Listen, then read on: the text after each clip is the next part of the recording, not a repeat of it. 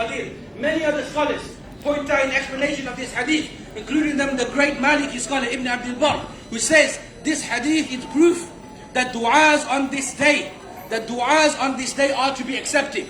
So know and have conviction and have husn al-dhan in Allah, good expectations in Allah subhanahu wa ta'ala, that today, whatever you ask Allah, He will give it. And when making dua, do not look at your own weaknesses. Do not look at your own incompetency. Do not look at your own limitations. Who are you asking? You're asking Allah, the being who has control of everything. You think your life is difficult right now? You think you're going through hardship? Ask Allah. The same Allah who turns the darkness of the night into the brightness of the day is the same Allah that has brought you here. He has brought you here. He has turned the dark into the day. Do you think He cannot turn your hardship into ease? That same Allah, when He communicates with His Nabi Musa alayhi salatu wasalam, and He asks him, what is in your hand? Look towards Surah Taha. When Musa alayhi salam says, هي عصاي أتوكل عليها وأشبها على غنمي ولي فيها معارف أخرى. This stuff that I have in mind, I use it for many different things. It has many different benefits. And what does Allah subhanahu wa ta'ala say to him? Alqiha ya Musa, O Musa, I command you to throw it. And what happens? This stuff, something which is so beneficial for Musa alayhi salatu wasalam, turns into a snake. Something which is harmful. And then again, Allah subhanahu wa ta'ala tells him, go forward, grab it. Musa alayhi salam obeys. And then what happens? That same snake, that is harmful, that is poisonous, that is deadly, that can kill him, turns back into something which is beneficial.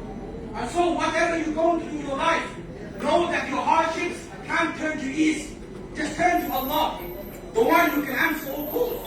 One of the greatest lessons that we can take from the plains of Hajj, once we are performing Hajj, is following the footsteps of our Prophet ﷺ, and following the footsteps of the Prophet Ibrahim ﷺ. And what was his message? If you were to take a look at the life of the Prophet Ibrahim ﷺ and his progeny, his family, you will see that Allah subhanahu wa ta'ala tested him in every possible way. He tested him through his parents. He tested him through his spouse. He tested him through his children. And each and every single one of these tests was passed with flying colors by Ibrahim ﷺ. It is through this test, it is through this patience that Ibrahim ﷺ endured, through these trials and tribulations that Ibrahim ﷺ went through, that Allah subhanahu wa ta'ala raised his ranks. And so know that wherever you are in your life, look towards Ibrahim ﷺ. He is the road model. Just as he went through so much difficulties and Allah raised his ranks, you will go through difficulties. Persevere, follow his footsteps, and Allah subhanahu wa ta'ala will raise your difficulties. I say this and I suffice with this as a short reminder. For today is not the day of lessons. Today is not a day of learning. Yes, that may happen. Today is the day of humility before Allah. Today is the day that you admit who you are before Allah. Today is the day of Arafat, the day of recognition, the day that you recognize who you are. And who are you? This is the billion-dollar question. The greatest thing that you can be is what you are today. The greatest thing that you can achieve in your life is what you admit today. And that is that you are the slave of Allah subhanahu wa ta'ala. May Allah subhanahu wa ta'ala grant us this recognition, grant us the ability to perfect ubudiyyah. May Allah subhanahu wa ta'ala make this Hajj mabrur. May He make it easy for us, for all of us. May He make it such that when we go back to our homes, wherever it may be, we are as those the Prophet sallallahu alaihi wasallam described, رَجَعَ كَيَوْمِ وَلَدَتْهُ أُمُّهُ. The day they return back to their homes, similar to the day, as if they were similar to the day that their moms gave birth to them.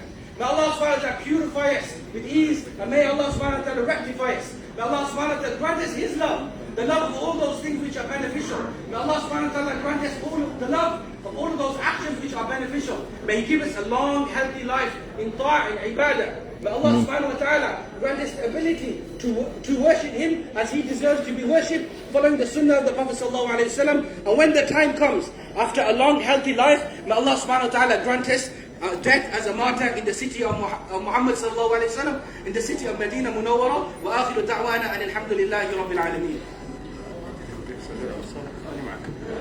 الحمد لله وحده والصلاة والسلام على من لا نبي بعده وأشهد أن لا إله إلا الله وحده لا شريك له وأشهد أن محمدا عبده ورسوله.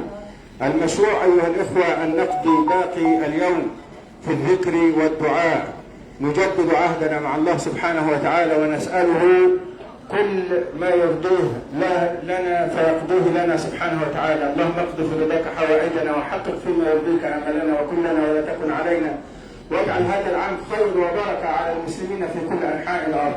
ثم بعد الخطبه ان شاء الله سنصلي الظهر ركعتان سرا، والعصر كذلك نجمع معه العصر قصرا ركعتان سرا.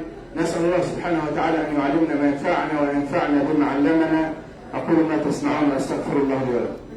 Inshallah, just a quick announcement that inshallah now we are going to perform Dhuhr Salah in 2 rak'ahs, qasr, and then we are going to perform immediately after that Asr Salah with qasr shortened.